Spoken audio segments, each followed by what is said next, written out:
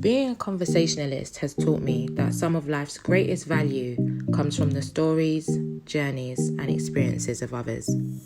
Through this podcast, I'll be speaking with some of the most tapped in and inspiring individuals from various different industries to unpack the gems behind successfully navigating our way through life with purpose.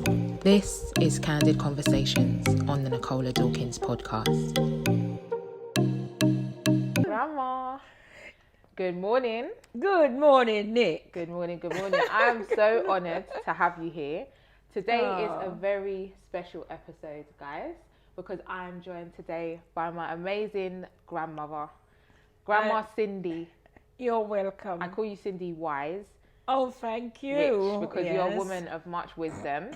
And, you know, part of the essence, I was really keen to have you on the podcast because a part of the essence of this podcast is taking wisdom, lessons, and just the fruits and the gems from the people who have gone before us, whether that be in business, whether that be in family life, or whether that just be life in general. And you are a woman who has done amazing things in life. You've come from an amazing path, which I will ask you about just shortly. I'm going to try not to get emotional during this episode because I already can feel a bit, bit teary. But I need the world to hear some of the wisdom that you have to share. So we're going to get some life lessons from you today. Okay. All right. I'm up for it. I'm not sure what wisdom you want, but really and truly, speaking of wisdom, my grandmother taught me, as far back as I can remember, about wisdom, knowledge, and understanding.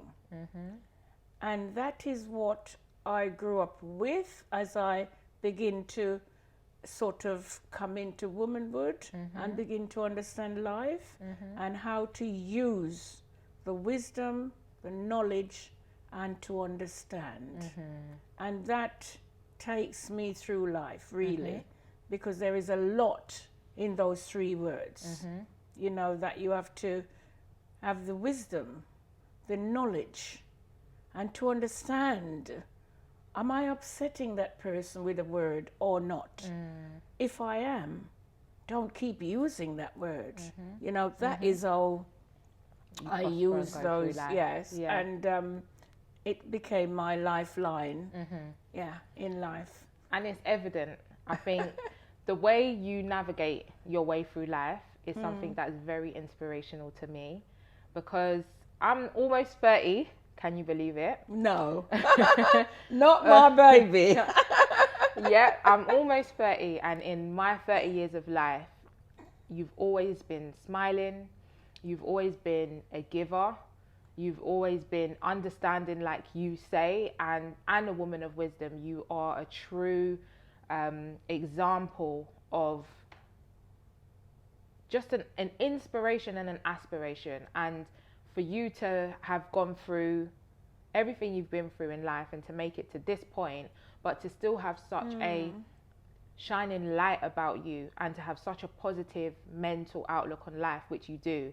You're always, even throughout lockdown, you call, hi Nick, I'm almost on my 10,000 steps. You'll do your 10,000 steps plus every day. Yeah. You're out in the garden, which, I mean, anyone who's followed me for some time would have seen you in your garden because I've put it up on my social media before. But you have such a positive mental outlook on life. What is your secret behind that? My secret is not a secret.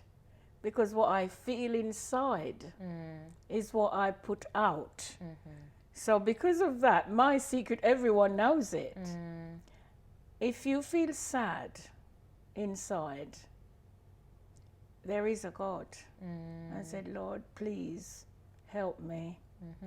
And give that great big smile and said, it's going to be better. Any minute now, trust me, someone else look at you and smile and you think, yeah, that is it. Because regardless, I thought I was sad. I've just let someone smile. So you're feeding through you, the oxygen of love to another one, to someone else. It is so easy for me.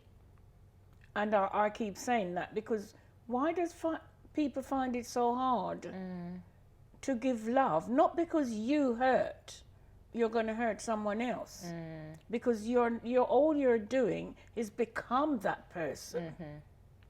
So because I'm who I am, as you know, if it's porridge, I give it to you with love. Yeah. You see what I'm saying? Yes. That's a fact. If I'm sitting you on a chair, as you can remember as a little child, I sit you with love and I make sure you're comfortable and you're looking good on the chair. Are you okay? That is what you feed to your brothers and sisters around the world, wherever you go. I've only got to sit on a train and a young lady or a young man sit in front of me and they give me their little smile because they look at me and think, wow, that lady, and because of that, we start talking. They walk off that train or bus and say, thank you. And I thought, well, what have I done? I haven't done anything. But it's so, so, so natural to me to do that. I agree with that. And that is how it is. You're a walking testament to that. So basically, you do have a secret, and your secret is faith. Yes. Faith that even on your worst days, there are brighter days to come. It's bright days to come. And you will radiate love and share love. Yeah. And again, it kind of ties back into faith because they say God is love. Yeah.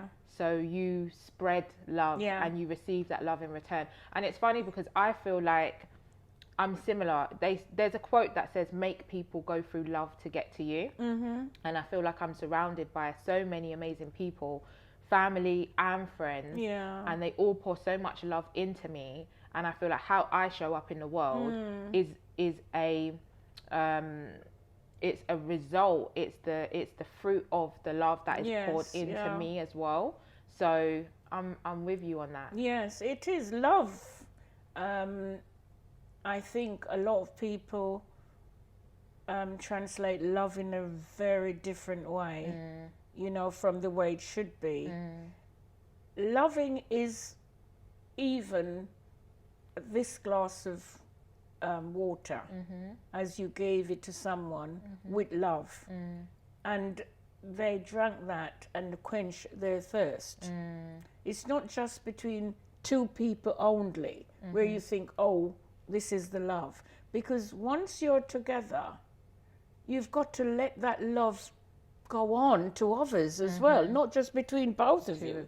If you lock it into to a lock just between you two, you become miserable with it because you're not sharing your love.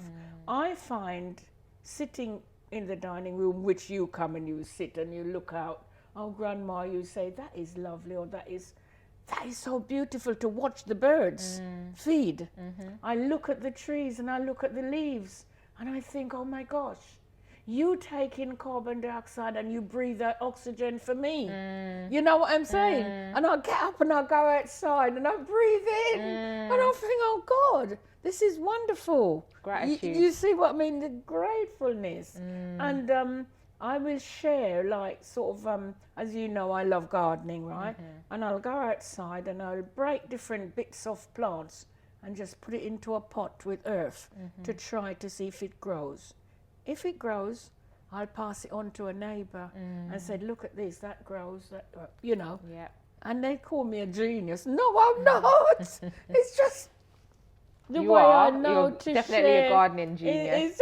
I'm I'm going to have to see if I can somehow edit some videos of your garden into this. It's just a way to episode. share it. It's just the way you share what you've got. And we might think we haven't got a lot, and we've got so much. When you think of someone with a yacht, with a mansion, with a plane, and why do they commit suicide and we are still here smiling? It tells you, with all of that, they haven't got the love. See what I'm saying? That's a fact. That is how it is. Yeah. If I didn't know today I would be sitting here. I thought I'm just coming to talk to you on a microphone. Yeah. But look at my red dress. Yeah. Because I love red. See what I'm saying? It's red and black. And that makes me feel warm and lovely. Look at you in that black and white. I love that as well. So we're loving things. How put it all together. How you get this wonderful love that goes on. An appreciation, like an appreciation, and just finding gratitude within everything, irrespective of whether you're going on holiday, you've got a plane or if you're just loving the fact and grateful that you woke up this morning, the sky is blue, the trees are there and the birds are tweeting. It's just finding gratitude in everything. And I've witnessed that from you from the day I can remember. No, honestly, when I think of love, you are the epitome of love. But I wasn't thinking all of that I was special. I still don't think anything of myself special because I think that's how we should all be. But I've been told, no, that's not how, well, not even told. When I say something to someone, why don't you try doing this if that doesn't work? They say, would it work? Well, I said, you're only going to try. Yeah. You never know, but if you try, it might work, you know, things like that. But a lot of people are frightened to even excel what they do. I mean, during lockdown, I knew that if one overeat, will put weight on. And my God, I'm senior, aren't I? But I thought, I love my clothes. Right. So what do? I eat smaller amount of the same thing. Yeah. And I don't put weight on. See what I'm saying? And your clothes still fit and sitting and right. Still fit. Still fit and sitting right now. They still fit. Yeah. And that is, it's my, I tell people that. It's not even a secret. Eat the same thing, but a smaller amount. And they said, but I'm still hungry. No, you're not. Train this little stomach of yours because it's only a little bag. And the more you put in it, look what he's doing. He's excelling, right? Put less and it shrinks. And you drink water after or before. And you're going to feel good. Fine. Yeah, it's mind over matter. No, that's true. That's why I wanted to tap into your mindset in that element, and we will actually go back to that just shortly. Because I've got some questions, like a little fire round of a few questions to ask you a little bit later in the episode. But I want to shift the conversation slightly to love and relationships. Because I think that's something you've also been successful with in life through trial and error and just learning your lessons. As women, we all have to do. And as a young woman myself, out here in the dating scene, which is very ghetto these days, Grandma. It's not cute out here at all. But I think we need to hear from someone of your stature and with your experience to just find out what is going wrong in 2022 and what it was like for you, because you were married for how long, Uncle Ted? No, 20 years. 20 years. Yeah. And that is an amazing. You know, is that classed as something? Is that like the bronze? Because is it every 10 years, 20 years, and then 40 years or something, the marriage is dubbed with something. 25, you've got your silver and your gold, 30, and your, And you navigated your way through that amazingly. And what was the secret to that? That to me is easy. It were easy. Probably I were sort of a little bit older then, you know, sort of in my early years, I looked at my grandparents, the way they were, and I thought that's how life is. But I soon learned it isn't. See what I mean? So as I go along, you begin then to understand that regardless we are all human, we are different in action. We're not always compatible. So what I see now, when I talk about compatibleness, we're not even getting there with compatibleness. What I find is that younger people have got to learn to share a little bit more. I find the girls are getting more ambitious than a lot of the young men, not all of the young men, some of the young men. But the young men without the ambition and tenacity still wants the girl with ambition. And once they get into relationship with them, they do not know how to handle it. And then what comes in? An argument.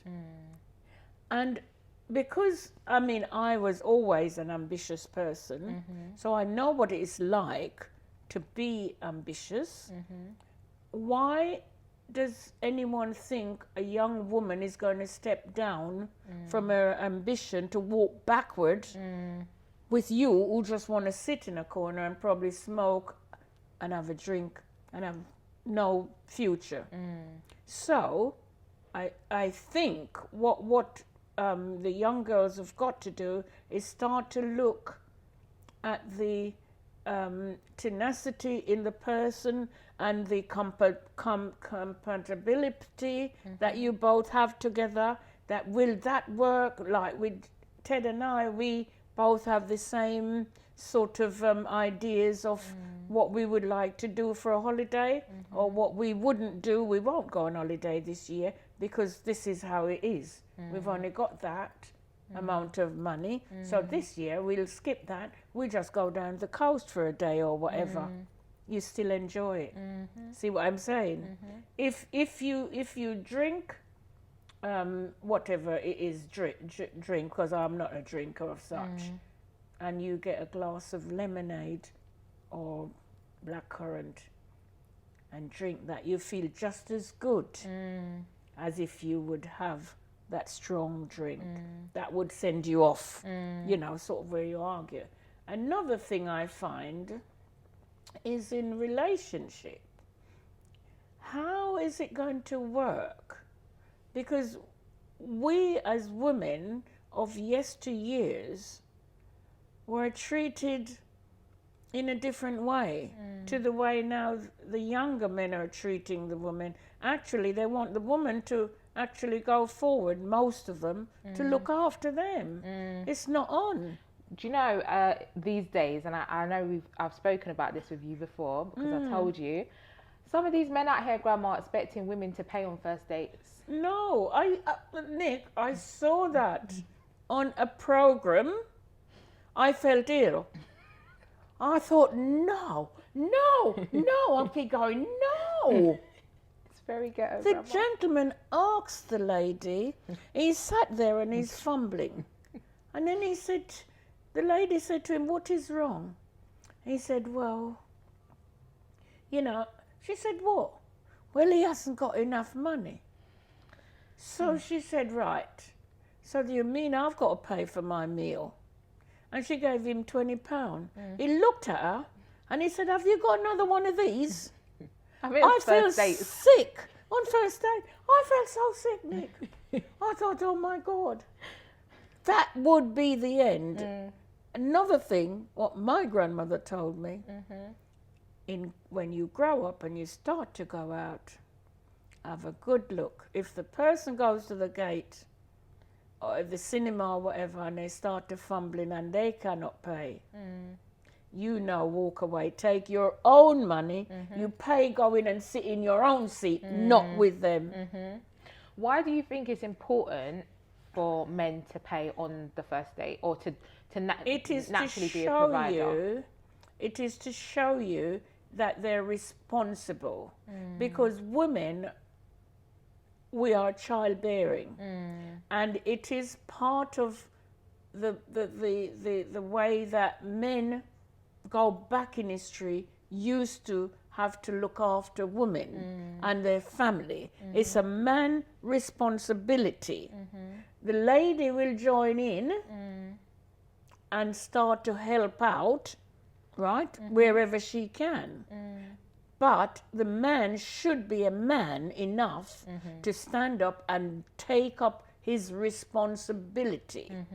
I used to say to your dad, it doesn't matter if it's £20 or £1.99, when you're going to see the children's mum, you take that little bunch of flowers and give it to her.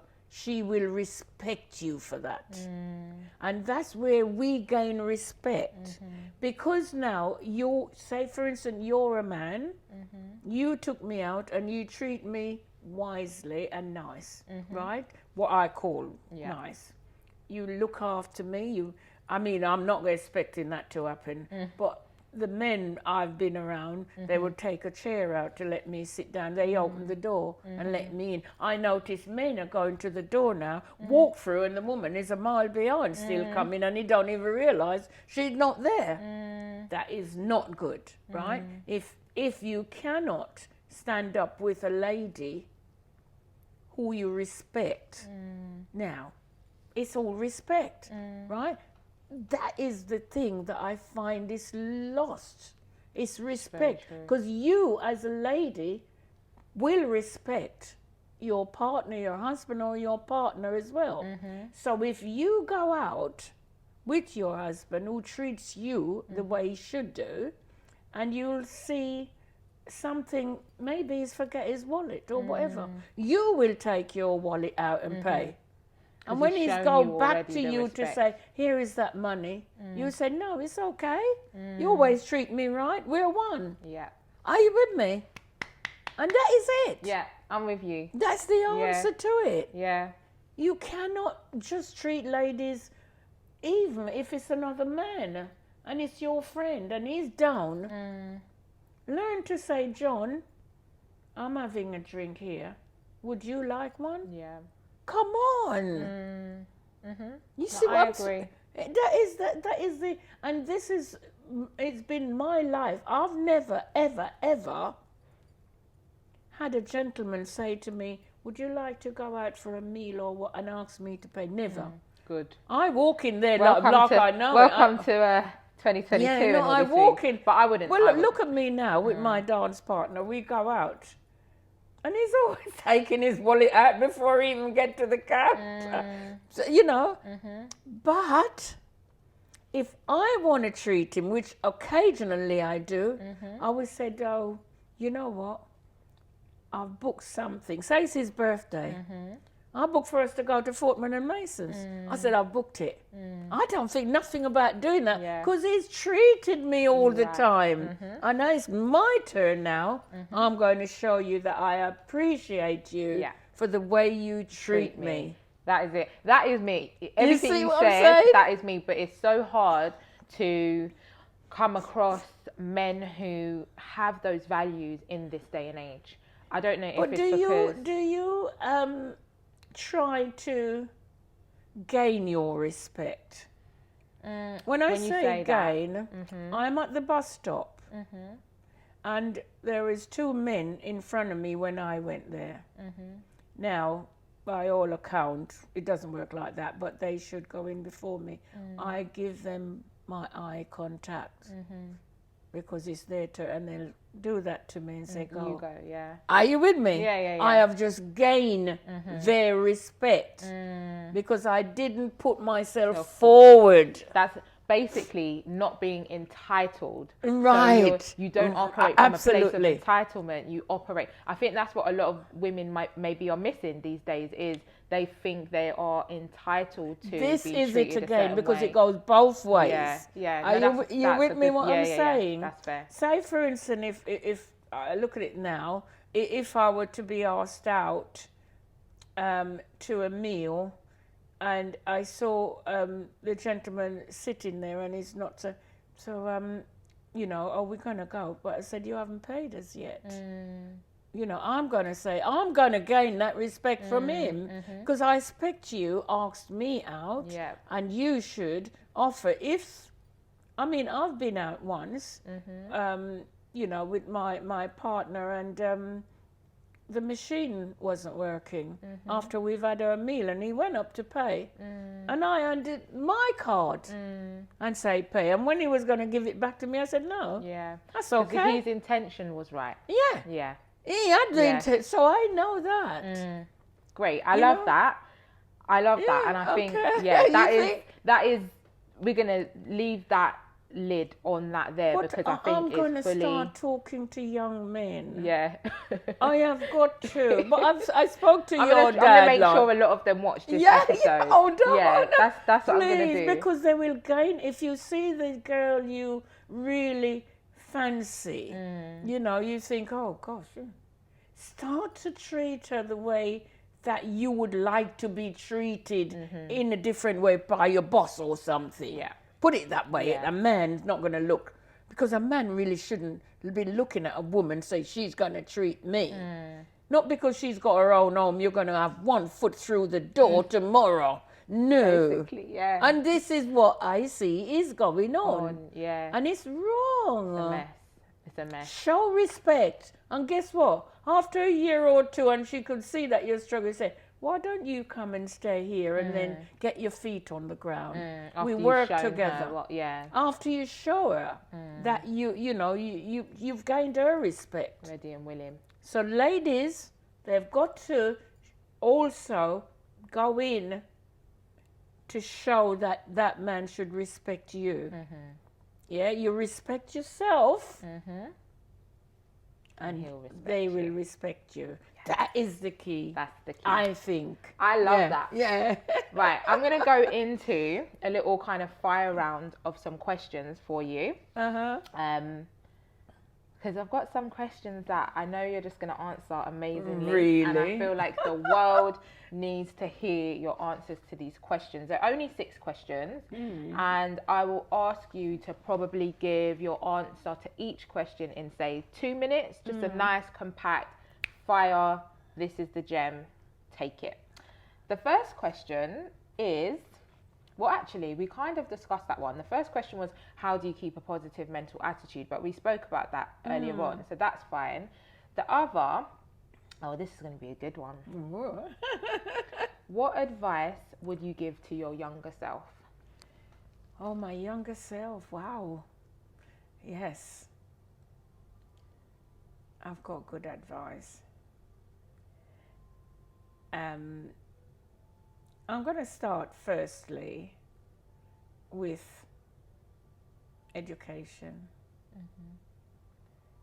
Get a positive education. Take it from there. Start to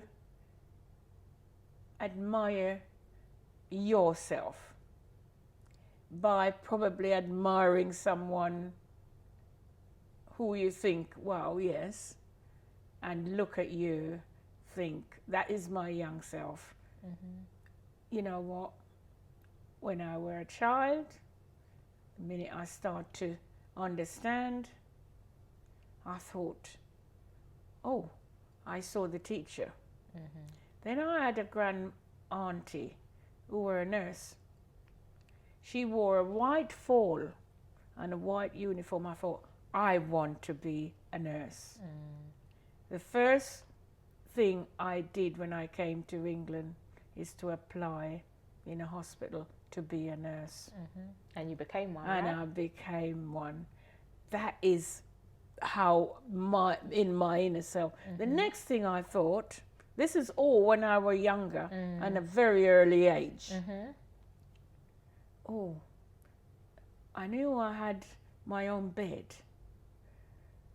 But there are other people in the house. I want a house. I work towards it. That is what came out of me, and I worked towards it. And as life goes on, I got myself in a position. The first home I owned were 100% mortgage, right? And I thought, this is the way forward for me. I used to go back to basic by cooking stews and soups and things, which is nourishing. All of those things I thought of go back to my roots, to my grandparents, the things we used to cook, the vegetable soups, eating the fruits and all that. And not even then thinking that was the healthiest way of life, but to save that money, to say, I'm going to deposit on my own home. I didn't need a deposit. All I needed is £140 for the lawyer's fee, because I got 100%. From there on, I carried on. And what do? I help my children all the way that when they get to a certain age, they've got somewhere to live from there. And it works. Yeah. So your advice would be follow your dreams. Follow your dreams. Because it will come true. To fruition. But you've got to work towards it. Yeah. You're not going to sit back and it comes. Do not sit back. Never let anyone say, because I've had that said to me.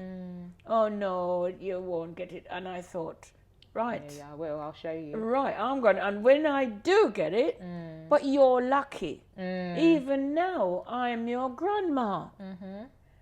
And I said to my friends, do get up, try, do this, do that. Look up. No, oh no, no.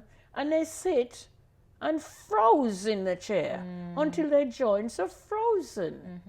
And from there, you're on all the medication in the world that will make you ill because there's too much going in. And they're telling me still now I'm lucky. And I'm out there doing all the exercises and the dances and the whatever. Because when the time comes, God knows, I'm ready. You see what I'm saying? You're not ready. I'm ready. Right. Yeah. Actually, even this other question was about kind of relationship advice, which we spoke about. So I won't go through that again. Oh, this is going to be a good one. Oh, is it? Yeah. What has been your proudest achievement to date and why? Oh dear, it's simple. Simple. Having my children and grandchildren and great-grandchildren. That is it. Why? Why? Is that your proudest achievement? Oh, why, Nick? Because it's always I want my own baby. Is that my dream? And it came true. Yeah, I just wanted, it was my dream. And they were your dad and Auntie Michelle, they were my handbags. Wherever you see me, one on one side and one on the other. That was it.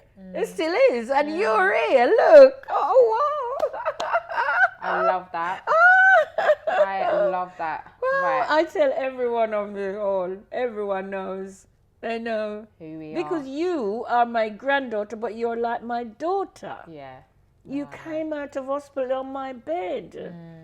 Every Sunday, make sure we come with the car, take you to Sunday school. Yeah. All of those things, you've never been away from it. Never. I won't let it happen. And you haven't. No. No matter what, you've always been there. I remember Sunday school or Christmas, every Christmas. When your christening, I organise it. Yeah? Your ears. I organise it, right? You know what I'm saying? All those things. I thought, right, I'm going to do this. And when your mum said to me, oh, I don't know, I said, yes. It's got to be done. That's it. Yeah. Yeah, you've got to have it. I love that. And it's lovely. And your mum now congratulate me for the way I were and stood up. And you deserve it all. You deserve see? It all. Oh, don't. Right. So the next question is... Oh, I don't know which one to... I've got two more. I don't know which one to do first. I'm going to do this one first. Yeah. What do you love most about yourself? Oh, gosh, Nick. It's going to be selfish to say I love myself. No, it's not. Self-love is the greatest love. Oh, Nick, I love me. I look in the mirror every morning before I leave out and I say yes. Yeah. Amen to that. I think that is enough. Yeah. I'm with you. I feel you. I receive it. I accept it. Because I think if I cannot love me, how am I going to love you? Others. Yeah. Love starts from within. Yeah, it comes from within. Yeah. Yeah, deep down. Yeah. Right, so the last question, and this is to sort of round off the episode. What is the greatest lesson life has taught you? Oh gosh, that is another love story. Life has taught me to forgive and to love, and not to treat others as I think sometimes they would treat me, but treat them with love, even though they've hurt you. Just do not do it, because the biggest hurt is going to come is you. If someone hurt you and you hurt them back, you've end up hurting yourself. That is my lesson. Not to do it, just to learn to forgive. What I do, I don't know about anyone else, but is avoid that situation to happen again, because it's happened. So you avoid that person. Don't get back into friendship because they say, oh, I'll do better next time. Because deep down they might not. So you avoid, you're going up the street and you wave, hello, good morning, goodbye, but I'm in a hurry. That's me anyway. And you go your business. You come back and you still see them standing in the same place, catch somebody else to about somebody else. You just get on with your business and ahead of. And that is it. You're ahead. Forgive and learn from your mistakes. Absolutely. Absolutely. I love that. You too? Yeah. That was honestly amazing. Oh, no, Grandma, really? Cindy, you guys probably understand why I call her Cindy. Oh, she's my baby. Oh. But I've been so honoured, blessed, Nick, to have you on this couch and to share your wisdom but I with the world. Blessed. I'm blessed with you, all of you. In my family, how many? Let's put it on the hand. So there's the two little great, there's the two great, there's the two children. Yeah? So that's 6. And there's 7 of us. Wow. Isn't that wonderful? Yeah. And we all love one another. We never, ever, ever, ever argue with each other. That is my blessing again. And thank God for that. Because I'd the hate... power of love. I think that's what I've taken from you today. Yeah. Is the power of love. Hold on to that strength. Love is the root of everything. Strength. Because if you notice, when I go around and think of anything, I just don't think of it for me. I think of it for all of you. That you all can be happy in a surrounding. I create a surrounding of love for all of you to come in and enjoy and be happy. You can move anywhere in the home. You can do what you know what I'm saying? That is so wonderful. Do you feel the love? Of course. Oh, you already know. You already know. Oh, don't. You already know. Isn't it? Yeah. You know, I've had someone said to me, like, your daughter is possessed with you. Yeah. Just because of loving. Even your dad. The other day when it was windy, he said, Mom, don't come out of that house. It's so windy. No, it's true. So, you know, sort of... Yeah, but it's just absolutely wonderful. And I'm blessed. Thank you, Lord. Amen. My dream has come true. Amen. But if you work at it, the word is put your shoulder to the wheel. You will get there. You will get there. Never say, oh, I've tried yesterday and tomorrow. It's not going to happen. Try again. If at first you don't succeed, what do? Dust yourself off. Try again. Yeah. Grandma, thank you. You're welcome, my darling. Thank you. This has been Life Lessons. Absolutely lovely. On the Nicola Dawkins podcast, Candid Conversations, but we are taking some life lessons from my amazing grandma, Cindy, this episode. So thank you for joining us. You're welcome, sweetheart. It's my pleasure. Your pleasure.